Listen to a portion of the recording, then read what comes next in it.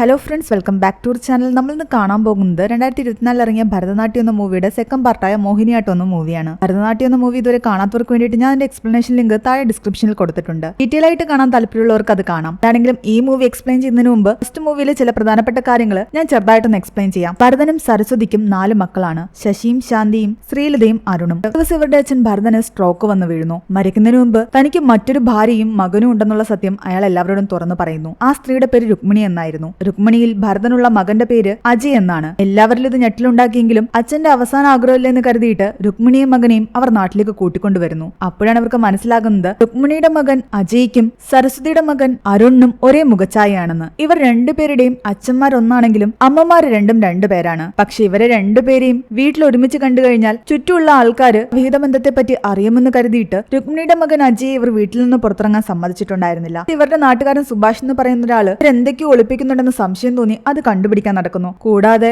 ഭരതനാരുടെ മക്കൾ ഒരു സത്യം കൂടെ മനസ്സിലാക്കിയിരുന്നു. അവരുടെ അച്ഛൻ അവരുടെ അമ്മ സരസ്വതി ലീഗലായിട്ട് മാരേജ് ചെയ്തിട്ടില്ല. അവരുടെ മാരേജ് സർട്ടിഫിക്കറ്റ് ഒന്നും കയ്യിലുണ്ടായിരുന്നില്ല. എന്നാൽ രുക്മിണിയാണ് ലീഗലായിട്ട് മാരേജ് ചെയ്തിരിക്കുന്നത്. അവരെങ്ങാനും ഇനി സ്വത്തില് അവകാശം പറയുന്നുള്ള പേടി ഇവർക്കുണ്ടായിരുന്നു. പക്ഷെ അവർ നല്ലൊരു സ്ത്രീയായിരുന്നു. ഹോസ്പിറ്റലിൽ നിന്നൊക്കെ ഭരതൻ നായർ രക്ഷപ്പെട്ട് വീട്ടിലെത്തിയെങ്കിലും ഒരു ദിവസം തലയിൽ തേങ്ങ വീണ് അയാൾ മരിക്കുന്നു. മരണാന്തര കർമ്മങ്ങൾ നടക്കുന്ന സമയത്ത് അരുണിനും അജയ്ക്കും കർമ്മങ്ങൾ ചെയ്യണമെന്ന് ആഗ്രഹമുണ്ട്. എന്നാൽ അജയ് ഇതുവരെയും പുറത്ത് ആരും കണ്ടിട്ടില്ലല്ലോ. കണ്ടു കഴിഞ്ഞാൽ ആൾക്കാർ ചോദ്യങ്ങൾ ചോദിക്കാൻ തുടങ്ങും. എന്നാൽ ഒടുവില് ഭരതൻ നായരുടെ ആദ്യ ഭാര്യയായ സരസ്വതിയും അവരുടെ മക്കളും തീരുമാനിക്കുന്നുണ്ട് നാട്ടുകാർ എന്തെങ്കിലും കരുതട്ടെ, ഭരതൻ നായരുടെ എല്ലാ മക്കളും വന്ന് കർമ്മങ്ങൾ ചെയ്യണമെന്ന്. അങ്ങനെ ആദ്യമായിട്ട് ആ നാട്ടുകാര് അജയെയും കാണുന്നു. നാട്ടുകാരുടെ ചോദ്യങ്ങളൊന്നും തന്നെ ആ സമയം അവർ പേടിച്ചിട്ടുണ്ടായിരുന്നില്ല. അവിടെയായിരുന്നു ആദ്യത്തെ മൂവി അവസാനിച്ചത്. മോഹിനിയാട്ടം മൂവിയുടെ തുടക്കത്തിൽ കാണിക്കുന്നത് വാടകയ്ക്ക് താമസിച്ചിരുന്ന രുക്മിണിക്കും അജയ്ക്കും വേണ്ടിയിട്ട് ഭരതൻ നായരുടെ ആദ്യ ഭാര്യയും മക്കളും ചേർന്നിട്ട് അവർ മുൻപ് താമസിച്ചിരുന്ന നാട്ടില് ഒരു വീട് വാങ്ങിക്കുന്നതാണ്. അവിടെ അവർക്ക് നേരത്തെ വീടുണ്ടായിരുന്നു. എന്നാൽ എന്തൊക്കെയോ പ്രശ്നങ്ങൾ കാരണം അത് വിറ്റിട്ടാണ് അവർക്ക് വാടകയ്ക്ക് പോകേണ്ടി വന്നത്. വീണ്ടും തിരിച്ച് അവർ അതേ നാട്ടിലേക്ക് വരികയും അവിടെ ഒരു വീട് വാങ്ങിച്ച് താമസം ആരംഭിക്കുകയും ചെയ്യുന്നു.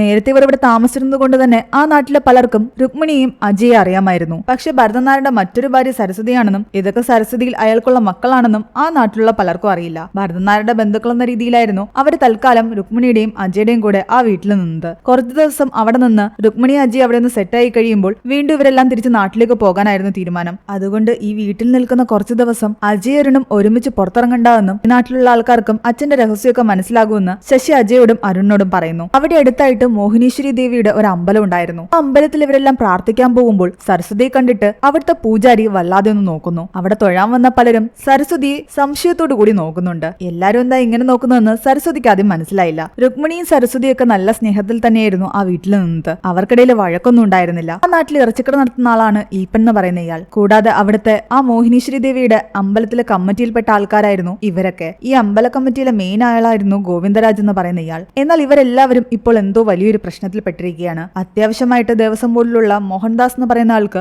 1.5 കോടി കൊടുത്തില്ലെങ്കിൽ ഇവരുടെ എന്തോ ഒരു വലിയ കള്ളത്തരം പൊളിയും. മരിച്ചുപോയ ഭരതന്റെ കൂട്ടുകാരായിരുന്നു ഇവരെല്ലാം. അവർ പരസ്പരം പറയുന്നുണ്ട്, ഭരതൻ ചേട്ടൻ പോയതോടുകൂടി ഇപ്പോൾ എന്തെങ്കിലും പ്രശ്നങ്ങൾ വന്നു കഴിഞ്ഞാൽ നമ്മൾ മാത്രമായിരിക്കും കൊടുങ്ങുന്നത്. അയാളങ്ങ് മരിച്ചുപോയില്ലേ, അയാൾക്കിനി ഒന്നും ചിന്തിക്കേണ്ട കാര്യമല്ലോ എന്ന്. ഗോവിന്ദരാജ് കമ്മിറ്റിയിലെ മറ്റു 2 പേരോട് പറയുന്നുണ്ട്, നിങ്ങൾ 2 പേരും 25 ലക്ഷം വെച്ച് ഒപ്പിക്ക്, ബാക്കി കാശ് താൻ എവിടെന്നെങ്കിലും ഒക്കെ റെഡിയാക്കാൻ നോക്കാമെന്ന്. ഇവിടെ ശശിയുടെ വീട്ടിലാകട്ടെ ശശിയുടെ അനുജത്തി ശ്രീലതയും ഗോപനും ആകെ ടെൻഷനിലായിരുന്നു. ഗോപൻ ഒരു സ്കൂളിൽ ജോലി കിട്ടിയിട്ടുണ്ട്. എന്നാൽ അവിടെ കുറച്ച് കാശ് കൊടുക്കണം. ആ കാശ് ഇതുവരെയും ഗോപന് സെറ്റാക്കാൻ പറ്റിയിട്ടില്ല. അതിന്റെ ഇടയ്ക്കാണ് ഈ രുക്മിണിക്കും മകനും വേണ്ടിയിട്ട് ഇവർ വീടൊക്കെ വാങ്ങിയിരിക്കുന്നത്. അതിൽ ഗോപന് കുറച്ച് പരിഭവം ഉണ്ടായിരുന്നു. എന്നാൽ സ്കൂളിലെ ജോലി കിട്ടിയില്ലെങ്കിലും കുഴപ്പമില്ല, നമുക്ക് വേറെന്തെങ്കിലും വഴി നോക്കാമെന്നാണ് ശ്രീലത പറയുന്നത്. പിറ്റേന്നവർ അവിടുത്തെ മോഹിനീശ്വരി ദേവിയുടെ അമ്പലത്തിൽ പോയിട്ട് പല നേർച്ചകളും നടത്തുന്നുണ്ട്. മറ്റൊരിടത്ത് ഈപ്പനാകട്ടെ ആ ഗോവിന്ദരാജന്റെ അടുത്ത് പോയിട്ട് പ്രശ്നം ഉണ്ടാക്കുന്നു. എന്റെ മകൾക്ക് വിദേശത്ത് ഒരു ജോലി സെറ്റാക്കി കൊടുക്കണമെന്ന് പറഞ്ഞിട്ട് ഈപ്പൻ ഗോവിന്ദരാജിന്റെ അടുത്ത് പോയപ്പോൾ ഗോവിന്ദരാജ് ഒരു ട്രാവൽ ഏജൻസി ഇൻട്രൊഡ്യൂസ് ചെയ്തായിരുന്നു. ആ ഏജൻസി വഴി ഈപ്പന്റെ മകൾ കയറിപ്പോയി. എന്നാൽ മകൾ അവിടെ എത്തിയിട്ട് ഒരാഴ്ചയായിട്ടും ഒരു വിവരവുമില്ല. ഒരു ഫോൺ കോൾ പോലും വന്നിട്ടില്ല. അത് കാരണം തന്റെ മകൾ എവിടെ പോയി എന്നുള്ള ടെൻഷനിലായിരുന്നു ഈപ്പൻ. എന്നാൽ തനിക്കതൊന്നും അറിയില്ലെന്നും നിങ്ങൾ പോയി ഏജൻസിയിൽ ചോദിക്കാനുമാണ് ഗോവിന്ദരാജ് പറയുന്നത്. ഏജൻസിക്കാരും ഈപ്പനെ കൈവിട്ടിരിക്കുകയായിരുന്നു. രീതിയിലും ഗോവിന്ദരാജ് തന്നെ ഹെൽപ്പ് ചെയ്യുന്നില്ല എന്ന് മനസ്സിലായതോടുകൂടി ഈപ്പൻ അയാളോട് നല്ല ദേഷ്യം തോന്നുന്നു. ഗോവിന്ദരാജിന്റെ ഭാര്യയുടെ ബന്ധുവാണ് സുഭാഷ് എന്ന് പറയുന്നവൻ. ഒരു ചെറിയ കൂൾ ബാർ ഇടാൻ ആഗ്രഹിച്ചിരുന്ന സുഭാഷിനെ കൊണ്ട് അവിടെയുള്ള സ്ഥലം വാങ്ങിപ്പിച്ചത് ഗോവിന്ദരാജാണ്. അവിടെ ഇപ്പോൾ സൂപ്പർ മാർക്കറ്റ് പണിയാനുള്ള പരിപാടിയായിരുന്നു. എന്നാൽ അതിനുള്ള കാശൊന്നും തന്നെ സുഭാഷിന്റെ കയ്യിലില്ല. ഗോവിന്ദരാജിനെ സോപ്പിട്ട് അയാളുടെ കയ്യിൽ നിന്ന് കുറച്ച് കാശ് കടം വാങ്ങണമെന്നായിരുന്നു സുഭാഷിന്റെ ചിന്ത. സുഭാഷ് നേരത്തെ ഒരു ഫേസ് ക്രീമിന്റെ പരിപാടിയൊക്കെ ആയിട്ട് നടന്നതാണ്. എന്നാൽ ആ ഫേസ് ക്രീം തേച്ചിട്ട് പോലീസുകാരനായ CE പാർത്ഥന് കുറെ ഇഷ്യൂസ് വന്നിട്ടുണ്ടായിരുന്നു. ആ കേസിൽ നിന്നൊക്കെ സുഭാഷിനെ രക്ഷിച്ചത് ഗോവിന്ദരാജ് ആയിരുന്നു. ഇപ്പോഴും CI പാർത്ഥൻ ഇവനെ കണ്ടു കഴിഞ്ഞാൽ അടിക്കാൻ നടക്കുകയാണ്. അവിടെ നിന്ന് സുഭാഷിന്റെ കൂടെ ഗോവിന്ദരാജ് ഗോവിന്ദരാജ് നേരെ വരുന്നത് രുക്മിണി താമസിക്കുന്ന വീട്ടിലേക്കാണ്. രുക്മിണിയുടെ വീട്ടിന്റെ ഓപ്പോസിറ്റ് ആയിരുന്നു സുഭാഷിന്റെ വീട്. ഗോവിന്ദരാജിനെ ഇറക്കിയ ശേഷം സുഭാഷ് തന്റെ വീട്ടിലേക്ക് പോയി. പഴയ പരിചയം ഒന്ന് പുതുക്കാൻ വേണ്ടിയിട്ടായിരുന്നു രുക്മിണിയെ കാണാൻ ഗോവിന്ദരാജ് വന്നത്. പുതിയതായിട്ട് താമസത്തിന് വന്നത് കാരണം അവർക്ക് കൊടുക്കാൻ വേണ്ടിയിട്ട് ഒരു കുക്കർ കൂടി വാങ്ങിക്കൊണ്ട് വന്നിട്ടുണ്ടായിരുന്നു. ഭരതന്റെ ചടങ്ങുകളെല്ലാം തന്നെ നാട്ടിൽ വെച്ച് നടത്തിയെന്നും അസ്ഥി ഇവിടെയുള്ള പുഴയിൽ ഒഴുക്കണമെന്ന് തനിക്ക് ആഗ്രഹമുണ്ടെന്നും രുക്മിണി പറയുന്നുണ്ട്. കൂടാതെ അവിടെയുള്ള എല്ലാവരും ഭരതന്റെ ബന്ധുക്കാരാണെന്നാണ് രുക്മിണി പറയുന്നത്. ഇത്രയും നല്ല ബന്ധത്തിലായിരുന്നിട്ടും പുള്ളിയുടെ മരണവിവരമൊന്നും കറക്റ്റ് സമയത്ത് അറിയാൻ പറ്റാത്തതിൽ വിഷമമുണ്ടെന്ന് ഗോവിന്ദരാജ് പറയുന്നു. അറിഞ്ഞിരുന്നെങ്കിൽ തങ്ങൾ അവിടേക്ക് വന്നിരുന്നേനെന്നും അയാൾ പറയുന്നുണ്ട്. ആ സമയം സരസ്വതിയാകട്ടെ ഗോവിന്ദരാജിന് ജ്യൂസുമായിട്ട് വരുന്നു. എന്നാൽ പെട്ടെന്ന് സരസ്വതിയുടെ ഫേസ് കണ്ടതും ഗോവിന്ദരാജ് ഒന്ന് പേടിക്കുന്നുണ്ട്. ഗോവിന്ദരാജ് രുക്മിണിയോടും കൂട്ടിയോടും പറയുന്നുണ്ട് ഒരു പ്രശ്നമുണ്ടെന്നും അതെങ്ങനെയെങ്കിലും ഒന്ന് സോൾവ് ചെയ്യണമെന്ന്. കാര്യം എന്താണെന്ന് തിരക്കുമ്പോഴാണ് അയാൾ പറയുന്നത് വർഷങ്ങൾക്ക് മുമ്പ് ഇവര് പല സ്ഥാപനങ്ങളിൽ ജോലിക്കിരിക്കുന്ന സമയത്ത് കൈക്കൂലിയും മറ്റും വാങ്ങാൻ വേണ്ടിയിട്ട് ഒരു സെറ്റപ്പ് ഉണ്ടാക്കിയിട്ടുണ്ടായിരുന്നു. ഡയറക്റ്റ് ആയിട്ട് കൈക്കൂലി വാങ്ങിക്കഴിഞ്ഞാൽ വിജിലൻസ് വന്ന് പൊക്കുന്ന പരിപാടി അന്ന് ഇവിടെ സ്ട്രിക്റ്റ് ആയിരുന്നു. അത് കാരണം കൈക്കൂലി വാങ്ങാൻ വേണ്ടി തൽക്കാലം കുറച്ച് കല്ലൊക്കെ വെച്ച് ഒരു ഭണ്ഡാരമൊക്കെ ഉണ്ടാക്കി അമ്പലത്തിന്റെ ഒരു സെറ്റപ്പ് ആക്കി ഇവർ വെച്ചിട്ടുണ്ടായിരുന്നു. കൈക്കൂലി കാശ് ഭണ്ഡാരത്തിൽ കൊണ്ടിട്ടാൽ മതി, തങ്ങൾ സൗകര്യപൂർവ്വം എടുത്തോളാമെന്നാണ് ഇവരെടുത്ത ആവശ്യവുമായിട്ട് വരുന്ന ആൾക്കാരോട് ഇവർ പറഞ്ഞിട്ടുണ്ടായിരുന്നത്. പക്ഷെ അങ്ങനെ ഇവർ കൈക്കൂലി വാങ്ങാൻ വെച്ച ആ ഭണ്ഡാരവും ആ ചെറിയ കല്ലും ഒക്കെ പതിയെ പതിയെ അമ്പലമായി മാറി. ആൾക്കാർ ഇത് വലിയ അമ്പലമൊക്കെ കാണുകയും അവിടെ നിന്ന് അത്യാവശ്യം വരുമാനം കിട്ടാൻ തുടങ്ങുകയും ചെയ്തതുകൂടി ഭണ്ഡാരം വഴി കൈക്കൂലി വാങ്ങിക്കുന്ന പരിപാടി ഇവരങ്ങ് നിർത്തി. ഇവര് പിന്നെ ഇത് അമ്പലമായിട്ട് തന്നെ മുന്നോട്ട് കൊണ്ടുപോയി. അത്യാവശ്യം റവന്യൂ അവർക്ക് അതിൽ നിന്ന് കിട്ടുന്നുണ്ടായിരുന്നു. ഇതിന്റെയൊക്കെ മെയിൻ പ്ലാനിങ് മരിച്ചുപോയ ഭരതനായിരുന്നു. ഇവർ സ്വന്തമായിട്ടുണ്ടാക്കിയ അമ്പലമായത് കാരണം ദേവസ്വവുമായിട്ട് ഇവർക്ക് കണക്ട് ചെയ്യാൻ പറ്റിയിട്ടില്ല. അങ്ങനെ ദേവസ്വത്തിൽ നിന്ന് പ്രശ്നം വരുമ്പോൾ ഇവർ കുറച്ച് കാശൊക്കെ കൊടുത്ത് പലരെയും ഒതുക്കി ഇവരെ ഈസി ആയിട്ട് പോയി. പക്ഷേ ഇപ്പൊ മിക്കവാറും ഈ അമ്പലത്തിനെതിരെ ഒരു അന്വേഷണം വരും. ദേവസ്വത്തിലുള്ള മോഹൻദാസ് എന്ന് പറയുന്ന ഒരാള് ഇവിടുത്തെ കള്ളത്തരമൊക്കെ കണ്ടുപിടിച്ചു. പ്രശ്നം ഉണ്ടാവാതിരിക്കണമെങ്കിൽ അയാളെ കുറച്ച് കാശ് കൊടുത്ത് സെറ്റിൽ ചെയ്യണം. 2 കോടി രൂപ അയാൾ ചോദിക്കുന്നത്. ഭരതേട്ടൻ മരിച്ചത് കൊണ്ട് കുടുങ്ങാൻ പോകുന്നത് ബാക്കിയുള്ള ഞങ്ങളാ. പക്ഷേ ഈ പ്രശ്നം കാശ് കൊടുത്തൊന്നെങ്കിൽ സോൾവ് ചെയ്യണം, അതല്ലെങ്കിൽ ഇതിന്റെ എല്ലാം പിന്നില് മരിച്ചുപോയ ഭരതനാണെന്നങ്ങ് വരുത്തി തീർക്കണം. അപ്പൊ ഞങ്ങളെല്ലാം ഇതിൽ നിന്ന് ഒഴിവാവും, വേറെ പ്രശ്നവും വരില്ല. എന്നാൽ ഇത് കേട്ടതോടുകൂടി ശശി പറയുന്നുണ്ട് മരിച്ചുപോയ അച്ഛന്റെ മേലില് മൊത്തം തെറ്റുകളുടെയും പഴി ചാരാൻ പറ്റില്ല എന്ന്. കാരണം രുക്മിണിക്കും മകൻ അജയ്ക്കും ഇവിടെ വീണ്ടും താമസിക്കേണ്ടതാ. ജനങ്ങളെല്ലാം ഇവരെയും കുറ്റപ്പെടുത്തും. അമ്പലമൊക്കെ ഫേക്ക് ആയിരുന്നു എന്ന് പറഞ്ഞു കഴിഞ്ഞാൽ ഉറപ്പായിട്ടും ജനങ്ങള് ഇവരെ ദ്രോഹിക്കും. ശശിയും വീട്ടുകാരും അതിനെതിരാണെന്ന് മനസ്സിലായതോടുകൂടി ഗോവിന്ദരാജ് പറയുന്നുണ്ട് എന്നാലൊരു കാര്യം ചെയ്യ്, ഈ 2 കോടി ഉണ്ടാക്കാൻ വേണ്ടി നിങ്ങളും കൂടെ എന്നെ ഹെൽപ്പ് ചെയ്യാൻ, നിങ്ങളെ കൊണ്ടാവുന്ന കാശ് നിങ്ങൾ തരാൻ. മരിച്ചുപോയ പുള്ളി ചെയ്തു കൂട്ടിയ കാര്യങ്ങൾക്കൊക്കെ തങ്ങൾ എന്തിനാ കാശ് ചെലവാക്കുന്നതെന്ന് ശശി ചോദിച്ചെങ്കിലും ഗോവിന്ദരാജ് പറയുന്നുണ്ട് പുള്ളി മരിച്ചുപോയെങ്കിലും നിങ്ങൾ പുള്ളിയുടെ ഫാമിലി അല്ലേ, അയാൾ ചെയ്ത തെറ്റുകളുടെ എവിഡൻസ് എല്ലാം എന്റെ കയ്യിലുണ്ടെന്നും അതൊക്കെ വെച്ചിട്ട് കേസിന് പോയി കഴിഞ്ഞാൽ നിങ്ങളെല്ലാം തന്നെയാണ് കൊടുക്കുന്നതെന്നും. കാരണം ഈ അമ്പലവും അതിനോട് ചുറ്റിപ്പറ്റിയ ഐതിഹ്യ കഥയും എല്ലാം തന്നെ മരിച്ചുപോയി നിങ്ങളുടെ അച്ഛൻ ഭരതനാണ് ഉണ്ടാക്കിയത്. എന്ത് ഐതിഹ്യം എന്ന് ശശി ചോദിക്കുമ്പോഴാണ് ഈ അമ്പലം വളർത്തിക്കൊണ്ടുവരാൻ ഭരതൻ ആ നാട്ടുകാരെ വിശ്വസിപ്പിച്ച ഒരു ഐതിഹ്യ കഥയെ പറ്റി പറയുന്നത്. പണ്ട് ശ്രീരാമൻ ലങ്കയിലേക്ക് പോകുന്ന വഴിക്ക് ഒരിടത്ത് വെച്ചിട്ട് ശ്രീരാമന് വഴിതെറ്റി. അവിടെ പലഹാരം വിറ്റുകൊണ്ടിരുന്ന സ്ത്രീയാണ് ശ്രീരാമന് വഴികാട്ടി കൊടുത്തത്. മോഹിനീശ്വരി എന്നായിരുന്നു അവരുടെ പേര്. തന്നെ സഹായിച്ച സ്ത്രീക്ക് വേണ്ടിയിട്ട് ശ്രീരാമൻ വരമായിട്ട് ഒരു ചെറിയ കുടില് സമ്മാനിച്ചു. അവിടെ താമസിച്ചുകൊണ്ട് ഈ മോഹിനീശ്വരി അതുവഴി വരുന്ന എല്ലാവർക്കും വഴികാട്ടി കൊടുത്തു. അങ്ങനെ അവർ ജനങ്ങൾക്ക് വഴികാട്ടുന്ന മോഹിനീശ്വരി ദേവിയായി. അവരുടെ ആ ചെറിയ കുടില് പതിയെ അമ്പലമായി മാറി. ആ സ്ഥലത്താണ് ഈ അമ്പലം ഇപ്പോൾ ഉള്ളതെന്നും ഇവിടെയുള്ള പ്രതിഷ്ഠ മോഹിനീശ്വരി ദേവിയുടെ പ്രതിഷ്ഠയാണെന്നും ജനങ്ങളെ വിശ്വസിപ്പിച്ചത് ഭരതൻ നായരായിരുന്നു. അതുകൊണ്ട് അമ്പലത്തിന് പിന്നിലുള്ള രഹസ്യം പുറത്തു വന്നു കഴിഞ്ഞാൽ കുടുങ്ങുന്നത് നിങ്ങളുടെ ഫാമിലിയും കൂടിയാണെന്ന് പറഞ്ഞിട്ട് ഗോവിന്ദരാജ് അവിടെ ഒന്നും ഇറങ്ങുന്നതിന് മുമ്പ് അയാൾ പറയുന്നുണ്ട് കാശ് തരുന്നതിനെ പറ്റി നിങ്ങൾ നന്നായിട്ടൊന്ന് ആലോചിക്കാൻ. ശശിയാകട്ടെ സരസ്വതിയോട് ചോദിക്കുന്നുണ്ട് അച്ഛന്റെ അമ്മയുടെ പേരെന്തായിരുന്നു എന്ന്. മോഹിനീശ്വരി എന്ന് സരസ്വതി പറയുന്നു. അതോടെ ശശിക്ക് മനസ്സിലായി അച്ഛമ്മയുടെ പേരെടുത്ത് ഇവിടെ ഫേക്ക് ആയിട്ടുള്ള ദേവിക്ക് അവരുടെ അച്ഛൻ ഇട്ടതാണെന്ന്. എല്ലാവരും ആകെ ധർമ്മസങ്കടത്തിലായി. ഇതിപ്പോ നാട്ടുകാർ അറിഞ്ഞു കഴിഞ്ഞാൽ ഇവർക്ക് എല്ലാവർക്കും നാണക്കേടാണ്. കാശ് കൊടുത്ത് ഒതുക്കാനാകട്ടെ വിറയിൽ കാശുമില്ല. ഗോവിന്ദരാജ് ഇടയ്ക്കിടയ്ക്ക് രുക്മിണിക്ക് വോയിസ് മെസ്സേജ് അയച്ചുകൊണ്ടിരിക്കുകയാണ് എന്തായി തീരുമാനം എന്ന് ചോദിച്ചുകൊണ്ട്. ദേവസ്വത്തിലെ ആൾക്ക് കൊടുക്കാനുള്ള കാശുമായിട്ട് ഗോവിന്ദരാജിന്റെ കൂടെ കമ്മിറ്റിയിലുള്ള മറ്റു 2 അംഗങ്ങളെത്തി. 50 ലക്ഷം രൂപ അവര് കൊടുത്തു. അത് അവിടെയുള്ള അലമാരിയിൽ വെച്ച് പൂട്ടിയിട്ട് ആ താക്കോല് ഗോവിന്ദരാജ് തന്റെ കഴുത്തിലിട്ടു. അമ്പലത്തിന്റെ ഫ്രണ്ടിലിരിക്കുന്ന ഭണ്ഡാരത്തിന്റെ താക്കോലും അതിൽ തന്നെയായിരുന്നു ഉണ്ടായിരുന്നത്. ദേവസ്വത്തിന് കൊടുക്കാൻ 1.5 കോടി വേണമെന്നാണ് ഇവരോട് ഗോവിന്ദരാജ് പറഞ്ഞിരിക്കുന്നത്. ഇവരുടെ കൂട്ടത്തിലുള്ള ഒരാൾ കിടപ്പിലായിരുന്നു. സത്യൻ എന്നാണ് അയാളുടെ പേര്. അയാളുടെ അടുത്ത് കൂടി കാശ് കൊണ്ടുവരാൻ പറയാൻ ഗോവിന്ദരാജ് ഇവരോട് പറയുന്നു. അമ്പലത്തിലേക്ക് വന്ന ശശി അജയാകട്ടെ ഗോവിന്ദരാജിനെ അവിടെ വെച്ച് കാണുന്നുണ്ട്. പറഞ്ഞ കാര്യത്തിലുള്ള ഒരു തീരുമാനം ഉടനെ തന്നെ അറിയിക്കണമെന്ന് പറയുന്നു. ആ സമയത്താണ് അവിടേക്ക് ഈപ്പം വരുന്നത്. വിദേശത്തേക്ക് എന്റെ മോളെ കയറ്റിയേക്കുന്ന കാര്യത്തിന് നിങ്ങൾക്ക് തന്ന കാശിൽ പാതിയും നിങ്ങൾ എടുത്തിട്ട് കുറച്ച് കാശ് മാത്രമേ ഏജൻസിക്ക് കൊടുത്തു എന്ന് അറിഞ്ഞത്. ഏജൻസി കൈയൊഴിഞ്ഞിരിക്കുക. മകൾ അവിടെ എത്തിയോ ഇല്ലയോന്നെങ്കിലും എനിക്കറിയണം. ഈപ്പൻ ഇങ്ങനെ ദേഷ്യപ്പെട്ടതോടുകൂടി ഗോവിന്ദരാജാകട്ടെ അയാളോട് പറയുന്നുണ്ട് നിന്റെ മകൾക്ക് അവിടെ വേറെ വല്ല ബന്ധം ഉണ്ടായിരിക്കും, ഇവിടെ നിന്ന് കയറി പോകാൻ വേണ്ടിയിട്ടായിരിക്കും അവൾ അവിടെ ജോലിക്ക് പോകുന്നു എന്നൊക്കെ പറഞ്ഞത്. നിന്നെ പറ്റിച്ചിട്ട് അവിടെ ആരെങ്കിലും കൂടെ സുഖമായിട്ട് ജീവിക്കുമായിരിക്കുമെന്ന്. എന്റെ മകളെ കുറിച്ച് മോശമായിട്ട് സംസാരിച്ചത് ഈപ്പന് ഇഷ്ടപ്പെട്ടില്ല. അയാൾ ഗോവിന്ദരാജുമായിട്ട് വീണ്ടും വഴക്കുണ്ടാക്കുന്നു. എന്നാൽ ഗോവിന്ദരാജാകട്ടെ ഈപ്പനോട് പറയുന്നുണ്ട് എന്റെ രോമത്തിൽ പോലും നിനക്ക് തൊടാൻ പറ്റില്ല എന്ന്. ആ അമ്പലത്തിന്റെ പല തൂണുകളും പരിശോധിച്ചപ്പോൾ ശശിക്ക് മനസ്സിലായി ഇവിടെയുള്ള ഓരോ തൂണുകളും സമർപ്പിച്ചിരിക്കുന്നത് തങ്ങളുടെ വീട്ടിലെ ഓരോരുത്തരുടെ പേരിലാണെന്ന്. കൂടാതെ അവിടുത്തെ മോഹിനീശ്വരി ദേവിയുടെ ഒരു ഫോട്ടോ കൂടി ഉണ്ടായിരുന്നു. ആ ഫോട്ടോ കണ്ട് ശശി ഞെട്ടിപ്പോയി. ഫോട്ടോ എടുത്ത് നേരെ ശശി വീട്ടിലേക്ക് കൊണ്ടുവരികയും സരസ്വതിയും കൂട്ടരെയും കാണിക്കുന്നു. അവരും ഞെട്ടിത്തരിച്ചിരിക്കുന്നു. കാരണം സരസ്വതിയുടെ ഫേസ് ആയിരുന്നു ആ ദേവിക്ക് ഉണ്ടായിരുന്നത്. സരസ്വതി കുറച്ചുകൂടി എങ്ങായിട്ടിരിക്കുന്ന സമയം ഫേക്കായിട്ടുള്ള ദേവിക്ക് ഫേക്കായിട്ടൊരു മുഖം കൊടുക്കണ്ടേ, അതിനു വേണ്ടിയിട്ട് സരസ്വതിയുടെ ഫോട്ടോയായിരുന്നു അവരുടെ ഭർത്താവ് ഭരതൻ ഉപയോഗിച്ചത്. അതുകൊണ്ടാണ് സരസ്വതി അമ്പലത്തിൽ ചെന്നപ്പോൾ പൂജാരി അവരെ വല്ലാതെ നോക്കിയത്. കൂടാതെ ആൾക്കാരെല്ലാം അവരെ സംശയത്തോട് നോക്കിയതിന് കാരണം അതായിരുന്നു. ജ്യൂസ് കൊണ്ടു കൊടുത്തപ്പോൾ ഗോവിന്ദരാജും അവരുടെ മുഖം കണ്ട് ഞെട്ടിയത് അതുകൊണ്ടാണ്. അമ്പലത്തിലെ തൂണുകളിലുള്ള പേരുകളും ഈ ഫോട്ടോയിൽ കണ്ട കാര്യങ്ങളും വെച്ച് നോക്കുമ്പോൾ ഗോവിന്ദരാജ് പറഞ്ഞത് സത്യമാണെന്ന് ഏകദേശം ശശിക്കും കുടുംബത്തിനും മനസ്സിലായി. ഇവരുണ്ടാക്കി ഫേക്കായിട്ടുള്ള അമ്പലത്തിന്റെ പിന്നില് തങ്ങളുടെ അച്ഛന്റെ കൈ നന്നായിട്ടുണ്ട്. എന്നാൽ ഗോവിന്ദരാജും കൂട്ടരും നേരത്തെയും ഭരതൻ നായരെ ഇതുപോലെ പറ്റിച്ചിട്ടുണ്ടെന്ന് അമ്പലത്തിലെ വികസനത്തിനും മറ്റു ചില കാര്യങ്ങൾക്കെന്നും പറഞ്ഞിട്ട് ഭരതൻ നായരുടെ കയ്യിൽ നിന്ന് അവർ 30 ലക്ഷം രൂപ വാങ്ങിച്ചിട്ടുണ്ടായിരുന്നു. എന്നവർ താമസിച്ചിരുന്ന വീട് വിറ്റിട്ടാണ് ഭരതൻ നായർ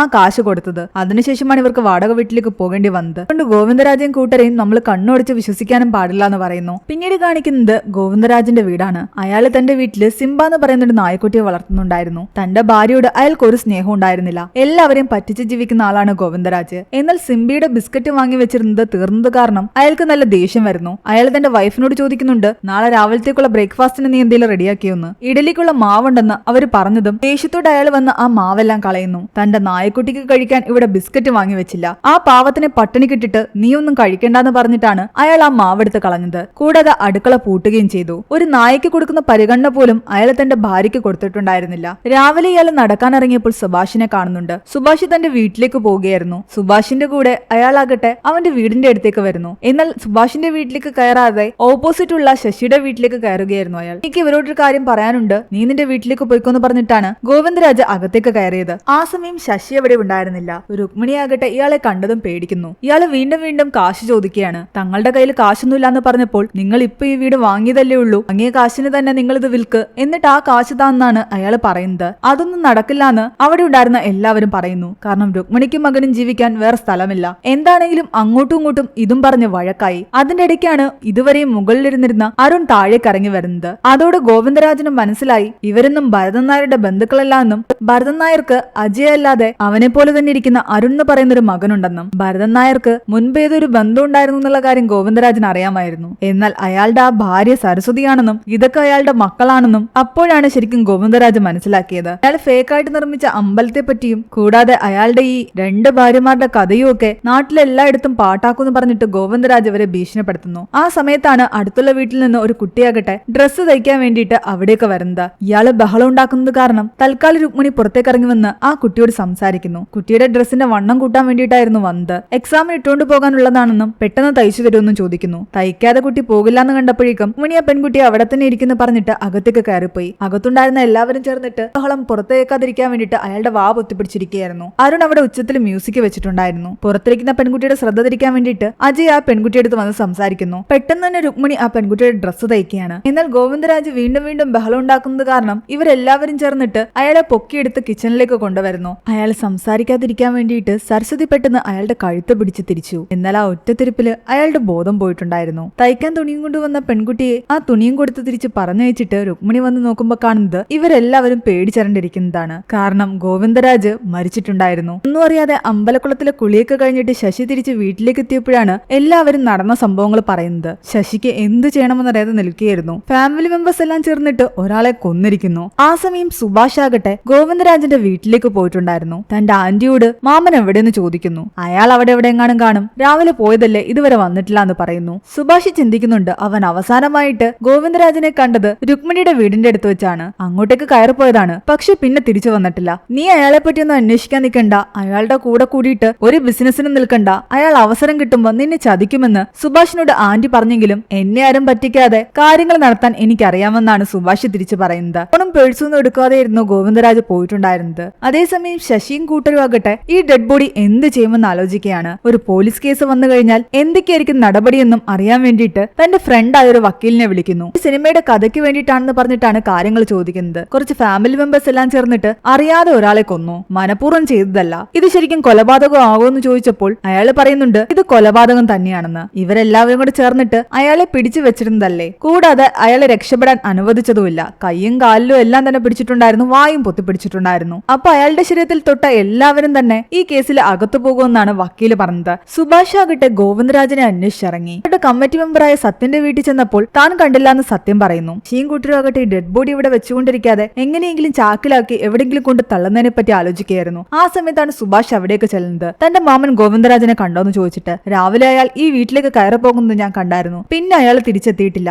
അയാൾ മിസ്സിംഗ് ആണ്. തങ്ങൾക്കൊന്നും അറിയില്ല, ഇങ്ങോട്ടാരും വന്നിട്ടില്ല എന്ന് ശശി പറയുന്നുണ്ട്. ഞങ്ങൾ ഈ ഗേറ്റ് പൂട്ടിയിരുന്നതാ, ഇപ്പോഴാ ഗേറ്റ് തുറക്കുന്നതെന്ന് ശശി പറഞ്ഞതും സുഭാഷിന് ഇവരെ നല്ല ഡൗട്ട് തോന്നുന്നു. എന്തൊക്കെയോ മറക്കുന്നുണ്ടെന്ന് അവന് മനസ്സിലായി. ഇവരുടെ വീട്ടിലാകട്ടെ ഈ ഡെഡ് ബോഡി കൊണ്ടുപോകാൻ പറ്റിയ വണ്ടിയൊന്നുമില്ല. ആകെ ചെറിയൊരു സ്കൂട്ടർ മാത്രമേ ഉള്ളൂ. അതുകൊണ്ട് ഗോപൻ ടൗണിൽ പോയിട്ട് ഒരു വണ്ടി വിളിച്ചുകൊണ്ട് വരുന്നു. അതൊരു ലേഡിയുടെ വണ്ടിയായിരുന്നു. കുറെ കൊലകൾ കയറ്റിക്കൊണ്ട് മാർക്കറ്റിൽ കൊണ്ടുപോയി വിൽക്കാനാണെന്നാണ് ആ ലേഡിയോട് പറഞ്ഞത്. അങ്ങനെ കൊലകൾ കയറ്റി ചാക്കിന്റെ കൂടെ ഈ ഡെഡ് ബോഡി അടങ്ങുന്ന ചാക്കും കൂടെ വെക്കാനായിരുന്നു ഇവരുടെ തീരുമാനം. പക്ഷെ ആ ലേഡിയാകിട്ട് അവരോട് പറയുന്നുണ്ട്, ഇതിലെല്ലാം കൊലയാണോ എന്ന് എനിക്ക് ഉറപ്പുവരുത്തണം. കുറച്ച് ദിവസം മുമ്പ് ഇതുപോലെ ഡ്രഗ്സ് കടത്തിയ ആൾക്കാരുണ്ട്, എന്തെങ്കിലും പ്രശ്നം വന്നാൽ താൻ കുടുങ്ങുമെന്ന്. അത് കാരണം ആ ലേഡിയാകട്ടെ ചാക്ക് എല്ലാം തന്നെ തുറന്നു നോക്കുന്നു. അവരിങ്ങനെ ഓരോന്ന് തുറന്നു നോക്കിയെടുത്ത് വെക്കുന്നത് കാരണം ഡെഡ് ബോഡി അടങ്ങുന്ന ചാക്ക് ശശിയും കൂട്ടരും ആ വണ്ടിയിലേക്ക് കയറ്റിയില്ല. കോപം വേറെ നിവൃത്തിയില്ലാതെ ഈ കൊലകളും കൊണ്ട് മാർക്കറ്റിലേക്ക് പോയി. വീണ്ടും വീട്ടിലെ ഡെഡ് ബോഡി വെക്കുന്നത് റിസ്ക് ആയത് കാരണം അജയുടെ ചെറിയ സ്കൂട്ടറിൽ ചാക്കിലാക്കിയ ഡെഡ് ബോഡിയും വെച്ചുകൊണ്ട് ശശി അജയും ആ ഗ്രാമത്തിന്റെ പല ഭാഗങ്ങളിലും കറങ്ങുന്നു. പറ്റിയ സ്ഥലം ഏതെങ്കിലും കാണുകയാണെങ്കിൽ അവിടെ കളയാമെന്ന് വിചാരിച്ച്. എന്നാൽ ഇവർ എങ്ങോട്ട് തിരിഞ്ഞാലും അവിടെ എല്ലാം തന്നെ സുഭാഷ് ഉണ്ടായിരുന്നു.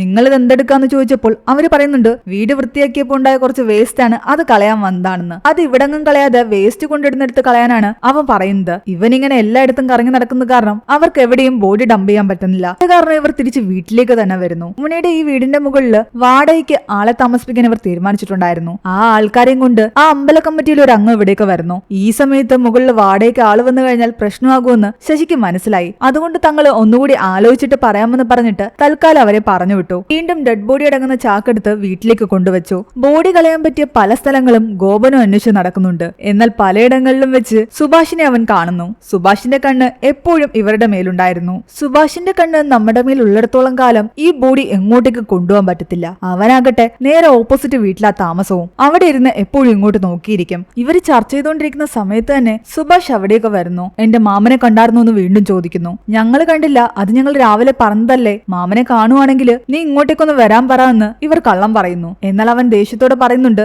മാമനെ ഞാൻ അവസാനമായിട്ട് കണ്ടത് ഇവിടെ വെച്ചാണ്. പുള്ളി ഇപ്പൊ മിസ്സിംഗ് ആണ്. നിങ്ങൾക്ക് എന്തെങ്കിലും പങ്കുണ്ടെങ്കിൽ ഉറപ്പായിട്ട് ഞാൻ കണ്ടുപിടിച്ചിരിക്കുന്നു പറഞ്ഞിട്ട് തന്റെ വീടിന്റെ സിറ്റൗട്ടിൽ പോയിരുന്ന് ഇവിടേക്ക് തന്നെ നോക്കിയിരിക്കുകയാണ്. ഗോവിന്ദരാജ് തന്റെ വീട്ടിൽ വെച്ചിട്ട് പോയ ആ ഫോണാകട്ടെ സുഭാഷിന്റെ കയ്യിലുണ്ടായിരുന്നു. അവൻ ഗോവിന്ദരാജന്റെ ആ ഫോണിൽ നിന്ന് രുക്മിണിയുടെ ഫോണിലേക്ക് വിളിക്കുന്നു. രുക്മിണി പേടിച്ചിട്ട് അത് കട്ട് ചെയ്യുന്നു. മാമന്റെ ഫോണിൽ നിന്ന് പോയ ആ കോള് രുക്മിണി കട്ടും കൂടി ചെയ്തതോടുകൂടി സുഭാഷിന്റെ ഡൗട്ട് കൂടി വന്നു. പിറ്റേന്ന് രാവിലെ ആയിട്ടും ഈ ബോഡി ഒരു രീതിയിൽ അവർക്ക് അവിടെ നിന്ന് മാറ്റാൻ പറ്റിയില്ല. സുഭാഷ് ഇങ്ങോട്ടേക്ക് തന്നെ നോക്കിയിരിക്കുക. അതിന്റെ കൂടെ ഈ ദേവസ്വത്തിന്റെ ഇഷ്യൂ കിടക്കുന്ന സമയത്ത് ഇവരത് സോൾവ് ചെയ്തില്ലെങ്കിൽ കമ്മിറ്റിക്കാരെ പിടിക്കാൻ വേണ്ടിട്ട് പോലീസുകാർ വരും. അപ്പോൾ ഗോവിന്ദ മിസ്സിംഗ് ആണെന്ന് അറിഞ്ഞു കഴിഞ്ഞാൽ അവർ അന്വേഷിക്കും. അത് നമ്മളിലേക്കും എത്താൻ ചാൻസ് ഉണ്ട്. ഇതെല്ലാം ചിന്തിച്ചപ്പോഴേക്കും ശാന്തിയുടെ ഹസ്ബൻഡ് അശോക് ആകട്ടെ തൂങ്ങിച്ചാവാൻ വരെ പോയി. വിധത്തിലാണ് അയാളെ എല്ലാവരും ചേർന്ന് രക്ഷിച്ചത്. നിങ്ങളിങ്ങനെ പേടിച്ച് ചാകാനൊന്നും പോകേണ്ട കാര്യമില്ലാന്നും ഇതിനെന്തെങ്കിലും ഒരു സൊല്യൂഷൻ നമുക്ക് കാണാമെന്നും ശശി പറയുന്നു. ഈ സമയം എല്ലാവരും ഒരുമിച്ച് വേണം നിൽക്കാൻ. വൈകുന്നേരം അമ്പലത്തിന്റെ അടുത്ത് വെച്ചിട്ട് ബാക്കി 2 കമ്മിറ്റി അംഗങ്ങളെയും സുഭാഷിനെയും ശശി കാണുന്നുണ്ട്. മാമനെ കണ്ടുവെന്ന്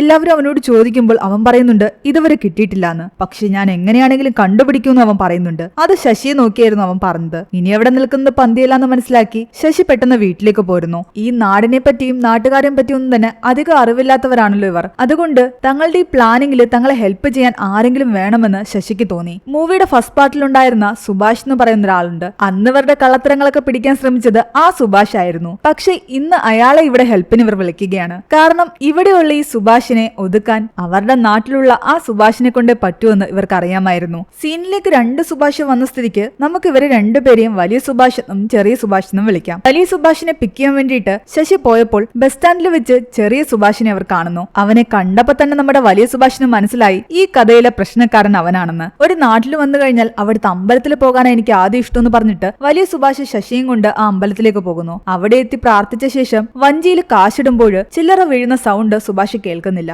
ഭണ്ഡാരം നിറയെ നോട്ടാണല്ലോ എന്ന് അയാൾ ശശിയോട് പറയുന്നു. എന്നാൽ ശശിയാകട്ടെ സുഭാഷിനോട് ഈ അമ്പലത്തിന്റെ കഥയൊക്കെ പറഞ്ഞു കൊടുക്കുന്നു. തന്റെ അച്ഛനും കൂട്ടരും ചേർന്നിട്ട് ഫേക്ക് ആയിട്ട് നിർമ്മിച്ച അമ്പലമാണെന്നും പറയുന്നു. അതോടുകൂടി നെറ്റിയിലിട്ടിരുന്ന കുറി വരെ സുഭാഷ് തുടച്ചു കളഞ്ഞു. എന്തിനു വേണ്ടിയിട്ടാണ് ഇവർ തന്നെ വിളിച്ചതെന്ന് വലിയ സുഭാഷിന് അറിയില്ലായിരുന്നു. വീട്ടിലെത്തി കാര്യങ്ങളെല്ലാം പറഞ്ഞു കഴിഞ്ഞപ്പോഴാണ് അയാൾ ഞെട്ടിത്തരിച്ചിരിക്കുന്നത്. ഒരു ഡെഡ് ബോഡി ഒളിപ്പിക്കാനാണോ തന്നെ വിളിച്ചത്? തന്നെ കൊണ്ടൊന്നും പറ്റില്ല, താൻ പോവുകയാണെന്ന് സുഭാഷ് പറഞ്ഞതും അരുണാകട്ടെ അവരോട് പറയുന്നുണ്ട്, നമുക്കൊരു കാര്യം ചെയ്യാം, ഇയാളെയും കൂടെ തട്ടി ഈ ചാക്കിലാക്കി കൊണ്ട് കളയാമെന്ന്. കൂട്ടുനിന്നില്ലെങ്കിൽ ഇവരെല്ലാവരും ചേർന്നിട്ട് തന്നെയും തട്ടുന്ന പേടിച്ചിട്ട് വലിയ സുഭാഷ് ഇവരുടെ കൂടെ നിൽക്കാൻ തീരുമാനിച്ചു. ഡെഡ് ബോഡി ഒളിപ്പിക്കാൻ സഹായിക്കുന്നതിന് പകരമായിട്ട് നാട്ടിലുള്ള ശശിയുടെ കമ്മിറ്റി മെമ്പർ സ്ഥാനം വലിയ സുഭാഷിന് കൊടുക്കാമെന്നാണ് പറഞ്ഞത്. കാര്യങ്ങളെല്ലാം കേട്ടിട്ട് വലിയ സുഭാഷ് പറയുന്നുണ്ട്, ഈ കണക്കിനാണെങ്കിൽ നിങ്ങൾ പറഞ്ഞ ആ സുഭാഷ് പെട്ടെന്ന് തന്നെ ഇങ്ങോട്ടേക്ക് വരും. അവൻ പറഞ്ഞു തീർന്ന് 1 മണിക്കൂർ കഴിഞ്ഞതും നമ്മുടെ ചെറിയ സുഭാഷ് കമ്മിറ്റി അംഗങ്ങളുമായിട്ട് ഇവിടേക്ക് വരുന്നു. ഭരതൻ നായരുടെ മരണത്തിൽ ഒരു അനുശോചന ചടങ്ങ് നടത്താൻ അവർ തീരുമാനിച്ചിട്ടുണ്ടായിരുന്നു. അതിന്റെ കാര്യം സംസാരിക്കാനാണ് അവിടേക്ക് വന്നത്. എന്നാൽ ആ സമയം മുതലെടുത്ത് ചെറിയ സുഭാഷ് ആകട്ടെ ഇവിടെ എത്ര റൂമുണ്ട് ഞാൻ ഒന്ന് കാണട്ടെ എന്നൊക്കെ പറഞ്ഞിട്ട് അവിടെ എവിടെയും പോയി ചെക്ക് ചെയ്യുന്നു. എന്റെ മാമനെ ഇവരാരെങ്കിലും എന്തെങ്കിലും ചെയ്തിട്ടുണ്ടോ എന്ന് അറിയാനായിരുന്നു അവൻ എല്ലായിടവും തെരഞ്ഞുകൊണ്ടിരുന്നത്. എന്നാൽ ഡെഡ് ബോഡി ഇരിക്കുന്നത് കാരണം എന്തെങ്കിലും സ്മെല്ലുകൾ വരുമെന്ന് പേടിച്ചിട്ട് സരസ്വതി ആകട്ടെ അവിടെ എല്ലാം പുകയ്ക്കുന്നുണ്ട്. അതിന്റെ ഇടയ്ക്ക് ചെറിയ സുഭാഷ് ആകട്ടെ താഴെ ഉണ്ടായിരുന്ന അജയ് പോലെ തന്നെ ഇരിക്കുന്ന ഒരാളെ മുകളിലും കണ്ടതോടുകൂടി ഇതെങ്ങനെ രണ്ടുപേരെന്ന് ചോദിക്കുന്നു. അപ്പോൾ വലിയ സുഭാഷ് ആ ഒരു സിറ്റുവേഷൻ കൈകാര്യം ചെയ്യുന്നുണ്ട്. താഴെ നിന്ന് അവൻ തന്നെ ഈ നിൽക്കുന്നതും അവ ഇപ്പൊ അതുവഴി കയറി വന്നതാണെന്ന്. അതെന്തേലും ആകട്ടെ എന്ന് കരുതിയിട്ട് എല്ലാം സുഭാഷ് വീണ്ടും അവിടെ എല്ലാം തിരയാൻ തുടങ്ങി. കിച്ചണിൽ പോയി നോക്കുമ്പോൾ കുറെ ചാക്കുകെട്ടുകൾ ഇരിക്കുന്നു. വിഷയത്തോടെ അത് തുറന്നു നോക്കിയതും അതെല്ലാം വാഴക്കൊലകളായിരുന്നു. ആ സമയം നമ്മുടെ ഗോപനും ശ്രീലതയും ചേർന്നിട്ട് വെള്ളം കോരുന്നത് അവൻ കാണുന്നുണ്ട്. ഓ, ഇവിടെ കോരിക്കുളിയൊക്കെയാണോ എന്ന് ചോദിച്ചിട്ട് അവൻ അവിടെ നിന്നും പോകുന്നു. ശരിക്കും അവര് വെള്ളം കോരൊന്നും ആയിരുന്നില്ല. അവനിൽ നിന്നും ആ ഡെഡ് ബോഡി ഒളിപ്പിക്കാൻ വേണ്ടിയിട്ട് കിണറ്റിനുള്ളിലേക്ക് ആ ഡെഡ് ബോഡി കെട്ടിയിറക്കി നിർത്തിയിരിക്കുകയായിരുന്നു. കമ്മിറ്റി അംഗങ്ങൾ ഇവിടെ ശാന്തിയോടും സരസ്വതിയോടും സംസാരിച്ചുകൊണ്ടിരിക്കുകയാണ്. ശാന്തി ആകട്ടെ ഇവരോട് ചോദിക്കുന്നുണ്ട്, ഞങ്ങളുടെ അച്ഛന്റെ കയ്യിൽ നിന്ന് നിങ്ങൾ കുറെ കാശ് വാങ്ങിയ കഥയൊക്കെ ഞങ്ങൾ അറിഞ്ഞു, അതൊക്കെ എന്തിനായിരുന്നു എന്ന്. അത് അമ്പലത്തിന്റെ പുനർനിർമ്മാണത്തിന് വേണ്ടിയായിരുന്നു എന്നൊക്കെയാണ് ഇവർ പറയുന്നത്. പക്ഷെ ഇവരുടെ സംസാരത്തിൽ നിന്നും ശാന്തിക്കും വീട്ടുകാർക്കും മനസ്സിലായി തങ്ങളുടെ അച്ഛനെ കാശിന്റെ കാര്യത്തിൽ പറ്റിച്ചിട്ടുണ്ടെന്ന്. അവിടെ നിന്ന് ഇറങ്ങി പോകാൻ നേരത്ത് ചെറിയ സുഭാഷ് ആകട്ടെ കമ്മിറ്റി അംഗങ്ങളോട് പറയുന്നുണ്ട്, എനിക്ക് ഇവരെ നല്ല ഡൗട്ട് ഉണ്ടെന്ന്. എന്റെ മാമന്റെ മിസ്സിംഗ് കേസിൽ ഇവർക്ക് എന്തോ പങ്കുണ്ട്. പോലീസ് കേസ് കൊടുത്താലോ എന്ന് ചെറിയ സുഭാഷ് ചോദിച്ചതും കമ്മിറ്റി അംഗങ്ങൾ പറയുന്നുണ്ട്, വെറുതെ പോലീസിനെ ഒന്നും വിളിക്കാൻ നിൽക്കേണ്ട, താൻ അതൊക്കെ വേറെ പ്രശ്നമാകുമെന്ന്. ഈ ഗോവിന്ദരാജന് പല ഇടപാടും ഉള്ളതാ, അയാൾ എങ്ങോട്ടെങ്കിലും പോയതായിരിക്കും, എന്തായാലും അയാൾ തിരിച്ചു വരും. സുഭാഷിന് ഇത്രയും ഡൗട്ട് തോന്നാൻ കാരണം എന്താണെന്ന് ചോദിക്കുമ്പോൾ അവൻ പറയുന്നുണ്ട്, മാമന്റെ ഫോൺ എന്റെ കയ്യിലുണ്ട്, അതിൽ നിന്ന് മാമൻ കുറെ തവണ ഇവർക്ക് മെസ്സേജ് അയച്ചിട്ടുമുണ്ട്, വിളിച്ചിട്ടുമുണ്ട്. മാമനെ അവസാനമായിട്ട് കണ്ടതും ഇവിടെ വെച്ചാണ്, അതുകൊണ്ടാണ് ഇത്രയും ഡൗട്ട്. എന്തെങ്കിലുമൊക്കെ വഴിയുണ്ടാക്കാന്ന് പറഞ്ഞിട്ട് സുഭാഷിനെ അവർ പറഞ്ഞു വിട്ടു. എന്നിട്ട് ഈ 2 കമ്മിറ്റി അംഗങ്ങളും നേരെ എത്തുന്നത് സത്യന്റെ വീട്ടിലാണ്. ഗോവിന്ദന്റെ ഫോണ് ചെറിയ സുഭാഷിന്റെ കയ്യിലിരിക്കുന്നിടത്തോളം കാലം തങ്ങളുടെ രഹസ്യങ്ങളും ഇനി അവൻ മനസ്സിലാക്കുമെന്ന് അവർക്ക് പേടിയുണ്ടായിരുന്നു. കാരണം ആ അമ്പലത്തെ പറ്റിയുള്ള രഹസ്യങ്ങൾ വേറെ ആർക്കും അറിയില്ല, ഇവർക്ക് മാത്രമേ അറിയൂ. ചെറിയ സുഭാഷിനെ ഫുൾ ടൈം നോട്ടോടാൻ നമ്മുടെ വലിയ സുഭാഷ് തീരുമാനിച്ചു. അനുശോചന ചടങ്ങിലൊക്കെ പങ്കെടുക്കാൻ ഇവരെല്ലാവരും പോയെങ്കിലും വലിയ സുഭാഷിന്റെ കണ്ണ് ചെറിയ സുഭാഷിന്റെ മുകളിലായിരുന്നു.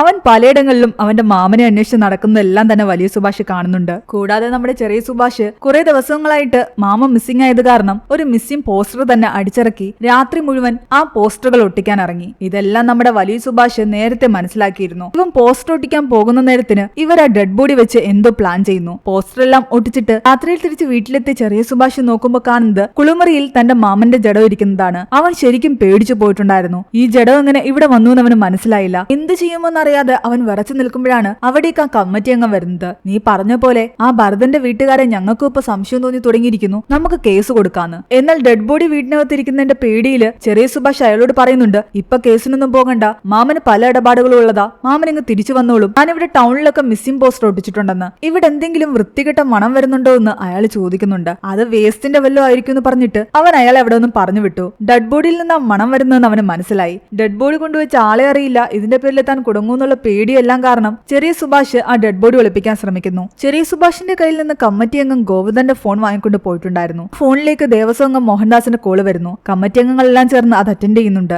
ഗോവിന്ദൻ എവിടെയെന്ന് ചോദിക്കുമ്പോ അയാൾ എന്തോ തിരക്കിലാണ്, എവിടെ പോയിരിക്കുകയാണെന്ന് ഇവർ കള്ളം പറയുന്നു. കാശ് തന്ന് ഒതുക്കുന്ന കാര്യമൊക്കെ ഞങ്ങൾക്കും അറിയാം, പക്ഷെ 1.5 കോടി സംഘടിപ്പിക്കാൻ കുറച്ചുകൂടി സമയം വേണമെന്ന് ഇവർ പറയുന്നു. എന്നാൽ നിങ്ങൾ എന്തിനാ 1.5 കോടിയൊക്കെ സംഘടിപ്പിക്കാൻ നിൽക്കുന്നത്, എനിക്ക് തരാനുള്ള 30 ലക്ഷം തരാനാണ് മോഹൻദാസ് പറയുന്നത്. അത് കേട്ടതും കമ്മിറ്റി അംഗങ്ങൾ ഞെട്ടി. അപ്പോഴാണ് അവർ സത്യം മനസ്സിലാക്കുന്നത്. ഗോവിന്ദരാജ് ഇവരെല്ലാം പറ്റിക്കുകയായിരുന്നു. ശരിക്കും ആ ദേവസ്വം അംഗത്തിന് 30 ലക്ഷം കൊടുത്തു കഴിഞ്ഞാൽ ഈ പ്രശ്നം തീരും. എന്നാൽ ഗോവിന്ദരാജ് ഇവരോട് പറഞ്ഞത് 1.5 കോടി കൊടുക്കണമെന്നാണ്. പോരാഞ്ഞിട്ട് 50 ലക്ഷം ഇവരുടെ കയ്യിൽ നിന്ന് വാങ്ങിക്കുകയും ചെയ്തു. ആ കാശും കൊണ്ട് അയാൾ മുങ്ങിക്കാണുമെന്ന് ഇവർക്ക് ഡൗട്ട് തോന്നാൻ തുടങ്ങി. കാരണം അവർ രണ്ടുപേരും ചേർന്നിട്ട് നേരെ സുഭാഷിനെ കയ്യിലെടുക്കുന്നു. നീ അറിയാതെ നിന്റെ മാമൻ എവിടെയും പോവില്ല, മര്യാദയ്ക്ക് അയാൾ എവിടെയാണെന്ന് പറയാൻ പറയുന്നു. തനിക്കൊന്നും അറിയില്ല, മാമന് പല ഏർപ്പാടുകളും ഉണ്ട്, മാമൻ ആരും ചതിക്കുന്ന കൂട്ടത്തിലൊന്നുമല്ല, എന്തായാലും തിരിച്ചു വരുമെന്നൊക്കെ അവൻ പറയുന്നുണ്ട്. ഡെഡ് ബോഡി അകത്തിരിക്കുന്ന കാരണം ഇവരെ അവൻ വീട്ടിലേക്ക് കയറ്റിയിട്ടുണ്ടായിരുന്നില്ല. എന്നാൽ ഇവരാകട്ടെ അവനോട് പറയുന്നുണ്ട്, നീ വിചാരിക്കുന്ന പോലെയൊന്നുമല്ല നിന്റെ മാമൻ, അയാൾ ഞങ്ങളെ പറ്റിച്ചു, അതുപോലെ നിന്നെയും പഠിച്ചിട്ടുണ്ട്. നിനക്ക് അയാൾ അവിടെ വാങ്ങിത്തന്ന സ്ഥലമില്ലേ, അത് ശരിക്കും അയാളുടെ പേരിൽ തന്നെയുള്ള സ്ഥലമാണ്. വേറെ ബിനാമിനെ നിർത്തിയിട്ട്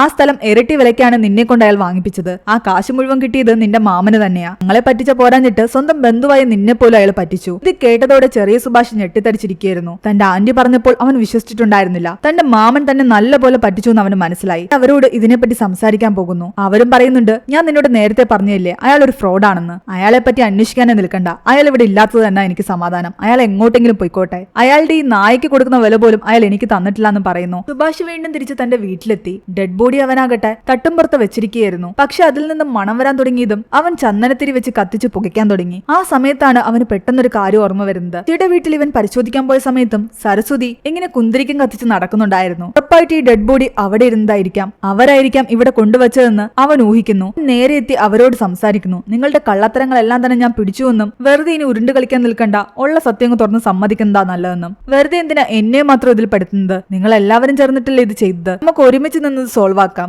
എന്നാൽ ശശിയും കൂട്ടരും ചോദിക്കുന്നുണ്ട്, നീ എന്ത് കാര്യം പറയുന്നതെന്ന്. അവനെ നിങ്ങളെല്ലാം കൂടെ തട്ടി ചാക്കിലാക്കി കുറച്ചു ദിവസം ഇവിടെ വെച്ചിട്ട് പിന്നെ എന്റെ വീട്ടിൽ കൊണ്ടുവച്ചു. അതെനിക്ക് ഓൾറെഡി മനസ്സിലായി. ഞാനിവിടെ വന്ന സമയത്ത് ആ ഡെഡ് ബോഡി ഇവിടെ ഉള്ളത് കൊണ്ടായിരുന്നു നിങ്ങൾ ഇവിടെ പുകച്ചത്. കൂടാതെ രണ്ടുപേരും ചേർന്നിട്ട് കിണറ്റിൽ നിന്ന് വെള്ളം കോരാൻ നിന്നപ്പോഴേ എനിക്ക് ഡൗട്ട് ഉണ്ടായിരുന്നു ആ ഡെഡ് ബോഡി അവിടെ നിങ്ങൾ കെട്ടിയിറക്കി നിർത്തിയിരുന്നതാ. ഇങ്ങനെ ഓരോ കാര്യങ്ങളും ഓർത്തെടുത്ത് അവൻ പറയുന്നു. കൂടാതെ അജയെ പോലിരിക്കുന്ന അരുൺ എന്ന് പറയുന്ന ഒരു പയ്യനും കൂടി ഇവിടെ ഉണ്ടെന്നുള്ള കാര്യവും അവൻ കണ്ടുപിടിച്ച് പറയുന്നു. ഈ നാട് മൊത്തം ഞാൻ പോസ്റ്റർ ഒട്ടിക്കുകയും ചെയ്തു, നാട്ടുകാരെ മൊത്തം അറിയിക്കുകയും ചെയ്തു എന്റെ മാമൻ മിസ്സിംഗ് ആണെന്ന്. അന്വേഷണം വന്നു കഴിഞ്ഞാൽ എല്ലാരും കുടുങ്ങും. അതൊക്കെ ഞങ്ങൾക്കറിയാം. അതിന്റെ പേരിലൊന്നും ഞങ്ങൾ കുടുങ്ങാൻ പോകുന്നില്ലെന്ന് ശശി പറഞ്ഞതും, എന്നാൽ നിങ്ങൾക്കറിയാത്ത ഒരു കാര്യം കൂടി ഉണ്ടെന്ന് സുഭാഷ് പറയുന്നു. അതെന്താണെന്ന് ചോദിക്കുമ്പോഴാണ് അവൻ പറയുന്നത്, ഗോവിന്ദരാജിന്റെ മിസ്സിംഗ് പോസ്റ്ററിന്റെ കൂടെ ഒരു 500 രൂപയും കൂടി ചേർത്തിട്ട് CI പാർത്ത് എന്ന് പറയുന്ന ആ പോലീസുകാരന് ഒരു കത്തയച്ചിട്ടുണ്ടായിരുന്നു എന്ന്. ഉറപ്പായിട്ടും അയാൾ അന്വേഷിച്ചു വരും. അതുകൊണ്ട് ഈ കേസിൽ പെടുവാണെങ്കിൽ നിങ്ങളും ഞാനും എല്ലാം പെടും. ഇന്നലെ വരെ വേണമെങ്കിൽ ഞാൻ നിങ്ങൾക്ക് എതിരായിട്ട് നിന്നേനെ. പക്ഷെ ഇന്ന് എനിക്ക് മനസ്സിലായി എന്റെ മാമൻ എന്നെയും ചതിച്ചായിരുന്നു എന്ന്. അതുകൊണ്ട് അയാളോട് എനിക്കിപ്പോ ഒരു സ്നേഹമില്ല. ബോഡി നിങ്ങൾ ഏറ്റെടുക്കുവാണെങ്കിൽ ഞാൻ ഒന്നും ആരോടും പറയില്ല എന്ന് അവൻ പറയുന്നു. എന്നാൽ അവർക്ക് അവനെ വിശ്വാസമില്ലായിരുന്നു. ഒരുമിച്ച് നിൽക്കാനാണെങ്കിൽ ഒരുമിച്ച് നിൽക്കാം. ബോഡി നിന്റെ വീട്ടിൽ തന്നെ ഇരിക്കട്ടെ. അത് നമുക്ക് എല്ലാവർക്കും ചേർന്നിട്ട് എന്തെങ്കിലും ചെയ്യാം. അങ്ങനെ പിന്നീട് ഇവരെല്ലാവരും ചേർന്നിട്ട് എങ്ങനെ ബോഡി ഇവിടെ നിന്ന് മാറ്റൂ എന്നുള്ള പ്ലാനിങ്ങിലായിരുന്നു. ആ സമയം ഗോപന് ഇടയ്ക്കിടയ്ക്ക് സ്കൂളിൽ നിന്നും കോള് വരുന്നുണ്ട്. പറഞ്ഞ കാശ് തന്നില്ലെങ്കിൽ സ്കൂളിലെ ജോലി കിട്ടില്ല എന്ന് പറഞ്ഞിട്ട്. കാശുണ്ടാക്കുന്ന കുറച്ച് ടെൻഷനിലും കൂടിയായിരുന്നു ഗോപൻ. ഒരു വണ്ടി പോലും ഇല്ലാതെ ഈ ബോഡി ഇവിടെ നിന്ന് എങ്ങനെ കൊണ്ടുപോകുമെന്ന് അറിയാതെ ഇവരിയ്ക്കുമ്പോൾ സരസ്വതി ഒരു ഐഡിയ പറയുന്നു. ഈ ബോഡി ഫുള്ളായിട്ട് ഇങ്ങനെ കൊണ്ടുപോകണ്ട, വെട്ടി നുറുക്കി കൊണ്ടുപോകാം. അതിനവർക്കൊരാളെ ആവശ്യമുണ്ടായിരുന്നു. ആ സമയത്താണ് ഇറച്ചിവെട്ടുകാരൻ ഈപ്പനെ പറ്റി അവർ ചിന്തിക്കുന്നത്. ഈപ്പൻ ഓൾറെഡി ഈ ഗോവിന്ദരാജനോട് ദേഷ്യമുണ്ടല്ലോ. അന്ന് അയാളുടെ മകളെ ട്രാവൽ ഏജൻസി വഴി ഗോവിന്ദരാജാണ് കയറ്റിവിട്ടത്. പക്ഷെ മകളെ കുറിച്ചൊരു അറിവുമില്ല. ചോദിക്കാൻ ചെന്നപ്പോൾ ഗോവിന്ദരാജ് ഈപ്പനെ ഭീഷണിപ്പെടുത്തുകയും ചെയ്തായിരുന്നു. അതുകൊണ്ട് അയാളോട് ഇവർ പറയുന്നുണ്ട്, ഞങ്ങൾക്ക് വലിയൊരു ഇറച്ചി കട്ട് ചെയ്യണം, നിങ്ങൾക്ക് എത്ര കാശ് വേണമെങ്കിലും തരാം, വീട്ടിലോട്ട് വരാമോന്ന്. കാശ് കിട്ടുന്ന കേസായത് കാരണം ഈപ്പൻ വലിയ കാര്യത്തില് ഇവരുടെ വീട്ടിലേക്ക് എത്തി. പക്ഷെ അവിടെ എത്തുമ്പോഴാണ് അത് ഗോവിന്ദരാജിന്റെ ഡെഡ് ബോഡിയാണെന്ന് മനസ്സിലാകുന്നത്. ഈപ്പൻ ആദ്യമൊക്കെ ഒന്ന് പേടിച്ചു. എന്നാൽ അവരെല്ലാവരും ചേർന്ന് അയാളോട് പറയുന്നുണ്ട്, നിങ്ങൾക്കും ഇയാളോട് ദേഷ്യമല്ലായിരുന്നു, അപ്പൊ പിന്നെ ഇത് ചെയ്യുന്നതിൽ ഞങ്ങളുടെ കൂടെ നിന്നാൽ എന്താ പ്രശ്നമെന്ന്. തന്റെ ഒരു രോമത്തിൽ പോലും നിനക്ക് തൊടാൻ പറ്റില്ല എന്ന് ഗോവിന്ദരാജ് ഈപ്പനെ വെല്ലുവിളിച്ചതല്ലേ. അതുകൊണ്ട് ഈപ്പനും ചിന്തിക്കുന്നുണ്ട് ഇയാളെ വെട്ടിനുറുക്കാൻ താനും കൂട്ടു നിൽക്കാമെന്ന്. അങ്ങനെ ഇവരെല്ലാവരും ചേർന്നിട്ട് ഒരു സൂപ്പർ മാർക്കറ്റിൽ ചെന്നിട്ട് ഈ ബോഡി വെട്ടിനുറുക്കാനുള്ള സാധനങ്ങളെല്ലാം വാങ്ങുന്നു. ചെറിയ സുഭാഷിന്റെ വീടിന്റെ തട്ടുമ്പുറത്താണല്ലോ ബോഡി ഇരിക്കുന്നത്. അവിടെ തന്നെ അത് വെട്ടിനുറുക്കാനുള്ള സെറ്റപ്പ് അവർ ചെയ്യുന്നുണ്ടായിരുന്നു. പക്ഷെ ആ സമയം അവനയച്ച ആ കത്ത് കിട്ടിയിട്ട് പോലീസുകാരനായ CI പാർത്തൻ അവിടേക്ക് വരികയും ആരാടാ എനിക്ക് കൈക്കൂലിയായിട്ട് 500 രൂപയും മിസ്സിംഗ് കേസിന്റെ പോസ്റ്ററും വെച്ച് അയച്ചതെന്ന് നാട്ടുകാരോട് ചോദിക്കുകയും ചെയ്യുന്നു. പോസ്റ്ററിലുള്ള ഗോവിന്ദരാജ് ആരാണെന്നാണ് പാർത്തൻ എല്ലാവരോടും ചോദിക്കുന്നത്. പലരും ഗോവിന്ദരാജിനെ തങ്ങൾക്ക് അറിയാമെന്ന് പറയുന്നു. ഒടുവിൽ തെരഞ്ഞുപിടിച്ച് ഗോവിന്ദരാജന്റെ വീട്ടിലെത്തി കഴിയുമ്പോൾ ഗോവിന്ദരാജന്റെ വൈഫ് പറയുന്നുണ്ട്, എനിക്കൊരു മിസ്സിംഗ് കംപ്ലൈന്റും ഇല്ലാന്ന്. അതെന്താ നിങ്ങളുടെ ഭർത്താവിനെ കാണാതായിട്ട് കംപ്ലൈന്റ് ഇല്ലാത്തെന്ന് ചോദിക്കുമ്പോൾ അവര് പറയുന്നുണ്ട്, അയാൾ ഇവിടെ ഇല്ലാത്തത് തന്നെ നല്ലതെന്ന്. അയാൾ എങ്ങോട്ടെങ്കിലും പോട്ടെ, തോന്നുമ്പോ വരട്ടെ, ഞാൻ സ്റ്റേഷനിൽ വന്ന് കംപ്ലൈന്റ് ഒന്നും തരില്ല. അയാൾ പോയ ശേഷം അയാളുടെ ഈ നായ ഒന്നും കഴിച്ചിട്ടില്ല, നിങ്ങൾക്ക് വേണമെങ്കിൽ ഇതിനെ എടുത്തുകൊണ്ട് പോയിക്കൊള്ളാനും പോലീസുകാരനോട് ഗോവിന്ദരാജന്റെ വൈഫ് പറയുന്നു. ഈ സ്ത്രീ എന്താ ഇങ്ങനെയെന്ന് ചിന്തിച്ച് അവര് ദേഷ്യത്തിൽ അവിടെ നിന്ന് ഇറങ്ങിപ്പോവുകയായിരുന്നു. ആ സമയം ഈപ്പനാകട്ടെ ഗോവിന്ദരാജന്റെ ബോഡിയെല്ലാം വെട്ടി നുറുക്കിയിട്ടുണ്ടായിരുന്നു. എല്ലാം പല കവറുകളിലാക്കി ഇവർ ഓരോരുത്തരും ഓരോരുത്ത് കൊണ്ടിടാനായിരുന്നു തീരുമാനിച്ചിട്ടുണ്ടായിരുന്നത്. ഈ സുഭാഷും ഒരു ടീമായിട്ട് ചേർന്നിട്ട് ആ ബോഡി പാർട്സ് ഡംപ് ചെയ്യാൻ തീരുമാനിച്ചിരിക്കുകയാണ്. അജയുടെ കയ്യിൽ 3 കവറുണ്ടായിരുന്നു. അവൻ അതും എടുത്തുകൊണ്ട് വണ്ടിയുടെ അടുത്തേക്ക് വന്നപ്പോൾ സുഭാഷ് പറയുന്നുണ്ട്, എന്റെ ഈ വണ്ടിയുടെ താക്കോല് നിങ്ങളുടെ വീട്ടിലിരിക്കുകയാണെന്ന്, അത് പോയി എടുത്തിട്ട് വരാൻ. അങ്ങനെ അജയാകട്ടെ കയ്യിലിരുന്ന കവറുമായിട്ട് തന്റെ വീട്ടിലേക്ക് പോയിട്ട് സുഭാഷിന്റെ കീയും എടുത്തിട്ട് വരുന്നു. പക്ഷെ ആ സമയം അവന്റെ കയ്യിൽ ഒരു കവർ മിസ്സിംഗ് ആയിരുന്നു. അങ്ങോട്ട് പോയത് 3 കവറുമായിട്ടാ, തിരിച്ചു വന്നത് 2 കവറുമായിട്ടും. ബോഡി പാർട്സുമായിട്ട് പോയ ഓരോരുത്തരും അത് ഓരോരുത്തർ ഡംപ് ചെയ്യുന്നു. ശശിയും വലിയ സുഭാഷും ചേർന്നിട്ട് കോഴി വേസ്റ്റ് കൊണ്ടുപോകുന്ന ഒരാളെ പിടിച്ചു നിർത്തി സംസാരിക്കുന്നു. ശശി സംസാരിക്കുന്ന നേരത്തിന് ഗോവിന്ദരാജന്റെ ബോഡി പാർട്സ് ആ വേസ്റ്റിന്റെ കൂടെ സുഭാഷ് മിക്സ് ചെയ്യുന്നുണ്ട്. അവർ രണ്ടുപേരുടെ മിഷൻ സക്സസ് ആയി. സമയം എല്ലാം തന്നെ പാർത്തൻ പലയിടങ്ങളിലും ഗോവിന്ദരാജിനെ അന്വേഷിച്ച് നടക്കുകയായിരുന്നു. ആരെങ്കിലും ഇയാളെ കണ്ടിട്ടുണ്ടോ എന്ന് ചോദിച്ചിട്ട് അശോകനും ഗോപനും ഈ ബോഡി പാർട്സുമായിട്ട് ഇങ്ങനെ നടക്കുകയാണ്, എവിടെ കൊണ്ട് കളയുമെന്ന് ചിന്തിച്ചിട്ട്. ആ സമയം ഒരു നായ ഇവരുടെ പിറകെ കൂടിയിട്ടുണ്ടായിരുന്നു. ആ സമയം ബാക്കി കമ്മിറ്റി അംഗങ്ങളാകട്ടെ ഗോവിന്ദരാജ് തങ്ങളുടെ കയ്യിൽ നിന്ന് വാങ്ങിയ കാശ് എവിടെയെങ്കിലും ഒളിപ്പിച്ചു വെച്ചിട്ടുണ്ടോ എന്ന് കണ്ടുപിടിക്കാനുള്ള ശ്രമത്തിലായിരുന്നു. സിയെ അന്വേഷിച്ചെത്തുമ്പോൾ അവരെയും കാണുന്നുണ്ട്. അവര് പറയുന്നുണ്ട് ഗോവിന്ദരാജ് തങ്ങളുടെ കയ്യിൽ നിന്നും കാശ് പറ്റിച്ചു എന്ന്. നിങ്ങൾ എന്തിനാ അയാൾക്ക് കാശ് കൊടുത്തെന്ന് ചോദിക്കുമ്പോൾ അമ്പലത്തിന്റെ കാര്യമോ ദേവസ്വത്തിന്റെ കാര്യമോ ഒന്നും ഇവർ പറയുന്നില്ല. ഗോവിന്ദന്റെ ബന്ധു സുഭാഷിന് എന്തോ ബിസിനസ് നടത്താൻ വേണ്ടിയിട്ട് കുറച്ച് കാശിന്റെ ആവശ്യമുണ്ട്, അതും പറഞ്ഞ് ഞങ്ങളുടെ ഇന്ന് കാശ് വാങ്ങിച്ചതാണെന്ന് ഇവർ പോലീസുകാരനോട് കള്ളം പറയുന്നു.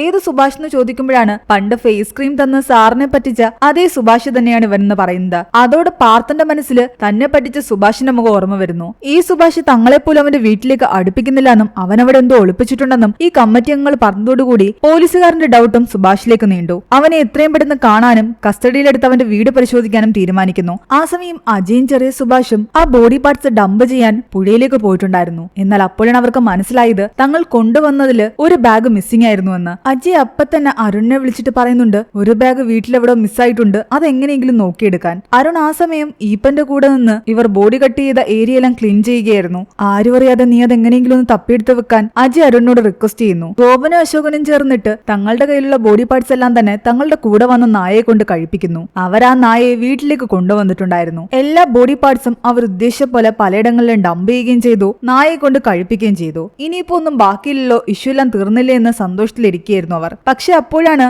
പുഴയിൽ ബോഡി പാർട്സ് ഡംപ് ചെയ്തിട്ട് തിരിച്ചു വരുന്ന വഴിക്ക് ചെറിയ സുഭാഷിനെ ആ CI പ്രതാപൻ പിടിച്ചു എന്ന് പറയുന്നത്. CI അവനെ പിടിച്ചത് ഗോവിന്ദരാജിനെ പറ്റി അന്വേഷിക്കാനായിരുന്നു. ആ പോലീസുകാർ അവനെയും കൊണ്ട് അവന്റെ വീട് പരിശോധിക്കാനാ വരുന്നത്. കമ്മിറ്റിക്കാരും കൂടെ ഉണ്ടെന്ന് അജയ് പറയുന്നുണ്ട്. ഇവരെല്ലാവരും ആകെ ടെൻഷനിലായി. കാരണം അവന്റെ വീടിന്റെ മുകളിൽ വെച്ചാണല്ലോ ഇവർ ബോഡി കട്ട് ചെയ്തത്. പോലീസുകാർ ഇവിടെ എത്താൻ 10-15 മിനിറ്റ് മതി. അതിനുള്ളിൽ ആ ഭാഗം എല്ലാവരും നന്നായിട്ട് ക്ലീൻ ചെയ്യുന്നു. പോലീസ് ജീപ്പ് അവിടേക്ക് എത്തുന്നതിന് മുമ്പ് ഇവരവിടെല്ലാം ക്ലീൻ ആക്കി സുഭാഷിന്റെ വീടും പൂട്ടി തങ്ങളുടെ വീട്ടിലേക്ക് വന്നിട്ടുണ്ടായിരുന്നു. CI സുഭാഷിനോട് പറയുന്നുണ്ട് നിന്റെ വീട് തുറക്കാൻ. സുഭാഷ് അവിടെയെല്ലാം തപ്പിയ ശേഷം അവരോട് പറയുന്നു ചാവി കാണുന്നില്ല എന്ന്. ഇവൻ എന്തൊക്കെയോ ഒളിപ്പിക്കുന്നുണ്ടെന്ന് കമ്മിറ്റി അംഗങ്ങളും പറയുന്നു. അജയുടെ കൂടെ വന്ന് സുഭാഷിനെയാണല്ലോ പോലീസുകാർ പൊക്കിയത്. അജയ് അതിന്റെ പിറകെ തന്റെ വീട്ടിലേക്ക് വരുന്നുണ്ടായിരുന്നു. ആ സമയം CI ആകട്ടെ അജയ് കണ്ടു. സുഭാഷിന്റെ കൂടെ കുറച്ചു മുമ്പ് കണ്ടവനല്ലേ ഇതെന്ന് പോലീസുകാരൻ ചിന്തിക്കുന്നു. കൂടാതെ നമ്മുടെ ഗോവിന്ദരാജന്റെ വീട്ടിലെ നായയാകട്ടെ അവിടെ നിന്നും അയാളുടെ മണം പിടിച്ച് ഇവരുടെ വീടിന്റെ ഫ്രണ്ടിൽ വന്നിട്ടുണ്ടായിരുന്നു. നായ ഇവരുടെ വീടിന്റെ ഫ്രണ്ടിൽ നിന്ന് കുരയ്ക്കുന്നത് കൂടി കണ്ടതോടെ പോലീസുകാരൻ ഇവരുടെ വീട്ടിലേക്ക് വരുന്നു. അതിനിടയ്ക്ക് അജയ് എല്ലാവരോടും പറയുന്നുണ്ട് ഒരു കവർ എവിടെയോ വെച്ച് മിസ്സായി,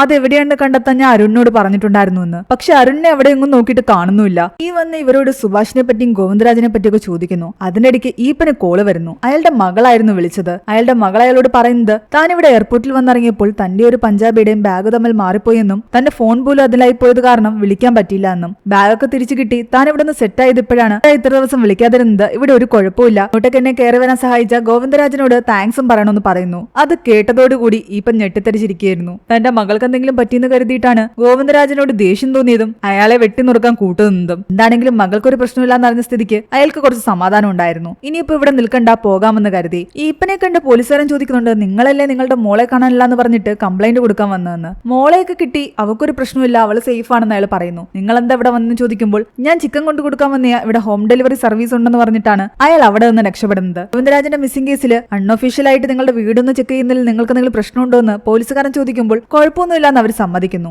ഓപ്പോസിറ്റ് സുഭാഷിന്റെ വീട് എത്ര ശ്രമിച്ചിട്ടും തുറക്കാൻ പറ്റുന്നുണ്ടായിരുന്നില്ല. ദേഷ്യം വന്ന പോലീസുകാരനാകട്ടെ ഇവിടെ നിന്നുകൊണ്ട് സുഭാഷിന്റെ വീട്ടിലേക്ക് ഷൂട്ട് ചെയ്യുന്നു. വാതിലിന്റെ പൂട്ട് പൊളിഞ്ഞു. ഇവരെല്ലാവരും അകത്ത് കയറി പരിശോധിക്കുന്നു. സുഭാഷിന്റെ വീട്ടിൽ നിന്ന് ഒന്നും തന്നെ കിട്ടിയില്ല. CI ആകട്ടെ രുക്മിണിയുടെ വീടും പരിശോധിക്കുന്നു. കമ്മിറ്റി അംഗങ്ങളാകട്ടെ സുഭാഷിന്റെ വീട്ടില് ഗോവിന്ദരാജ് തങ്ങൾ കൊടുത്ത കാശങ്ങാണ് ഒളിപ്പിച്ചു വെച്ചിട്ടുണ്ടോ എന്ന് പരിശോധിക്കുകയായിരുന്നു. വീട് പരിശോധിക്കുന്നിടയില് CI ആകട്ടെ അരുണിനെ അജയും ഒരുമിച്ച് കാണുന്നുണ്ട്. അരുൺ ആ വീടിനുള്ളിൽ തന്നെ ഉണ്ടായിരുന്നു. എന്റെ അച്ഛന് 2 ഭാര്യമാരുണ്ടെന്നും ആ 2 ഭാര്യമാരിലുള്ള മകനാണിതെന്നും പറയുന്നു. പക്ഷെ ഇതെങ്ങനെ ഒരുപോലെ ഇരിക്കുന്നു ചോദിക്കുമ്പോൾ അതൊക്കെ തന്റെ അച്ഛന്റെ കഴിവാണെന്നാണ് ശശി പോലീസുകാരനോട് പറയുന്നത്. അതിന്റെ ഇടയ്ക്കൂടെ തന്നെ അയാൾ അരുണിനോട് ചോദിക്കുന്നുണ്ടായിരുന്നു മിസ്സായ കവർ കിട്ടിയോന്ന്. കിട്ടിയെന്നും അത് ദേ അവിടെ ഇരിപ്പുണ്ടെന്നും അവൻ പറയുന്നു. അവൻ ചൂണ്ടിക്കാണിച്ച സ്ഥലം കണ്ടപ്പോൾ ശരിക്കും ശശി ഞെട്ടിപ്പോയി. മിസ്സായ കവറിലുണ്ടായിരുന്ന ബോഡി പാർട്സ് എല്ലാം തന്നെ ഗോവിന്ദരാജ് ഈ വീട്ടിൽ ഗിഫ്റ്റ് ചെയ്ത അതേ കുക്കറിലിട്ട് ഇവർ വേവിക്കുന്നുണ്ടായിരുന്നു. നേരത്തെ ഇവിടെ ചിക്കൻ കൊണ്ടുവന്നു എന്ന് പറഞ്ഞിട്ടാണല്ലോ ഈപ്പം പോയത്. അപ്പൊ പോലീസുകാരനും ചിന്തിക്കും അത് ആ ചിക്കൻ തന്നെയാണെന്ന്. ഗോവിന്ദരാജൻ നിങ്ങളും തമ്മിൽ എന്തായിരുന്നു ഏർപ്പാടെന്ന് ചോദിക്കുമ്പോൾ പാതി സത്യം ശശി അയാളോട് തുറന്നു പറയുന്നു. എന്റെ അച്ഛന്റെ 2 ഭാര്യമാരെ കുറിച്ചും അവരുടെ മക്കളെ പറ്റിയൊക്കെ ഈ നാട്ടിൽ മൊത്തം പരത്തുന്നു പറഞ്ഞിട്ട്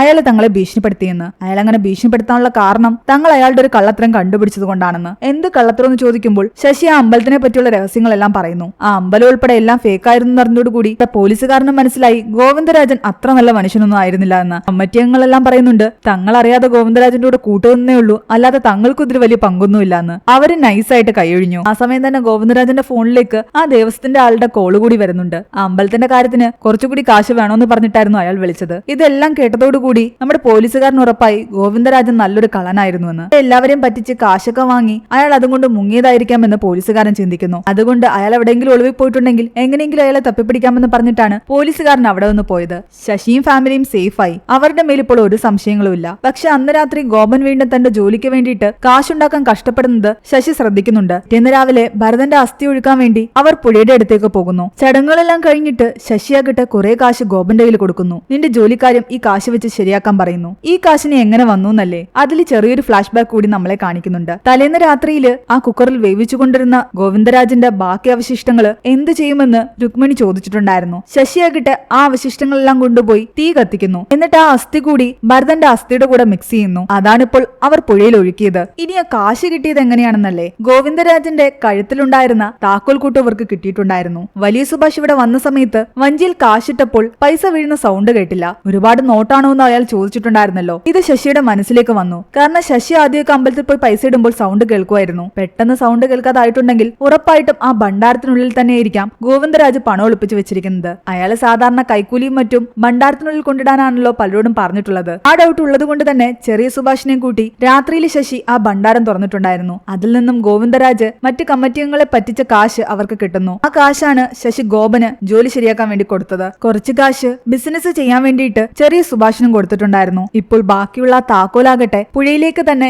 ശശി വലിച്ചെറിയുന്നു. അങ്ങനെ പ്രശ്നങ്ങളെല്ലാം ഒഴിവായി ഇവരെല്ലാം സമാധാനത്തോടു കൂടി അവിടെ നിന്ന് തിരിച്ചു പോകുന്നിടത്താണ് ഈ ഒരു മൂവി അവസാനിക്കുന്നത്. ഈ മൂവിയുടെ സ്റ്റോറി എങ്ങനെയുണ്ടായിരുന്നു നിങ്ങൾ താഴെ കമന്റ് ചെയ്യുക. എക്സ്പ്ലനേഷൻ ഇഷ്ടപ്പെട്ടെങ്കിൽ വീഡിയോ ലൈക്ക് ചെയ്യാനും നമ്മുടെ ചാനൽ സബ്സ്ക്രൈബ് ചെയ്യാനും മറക്കണ്ട.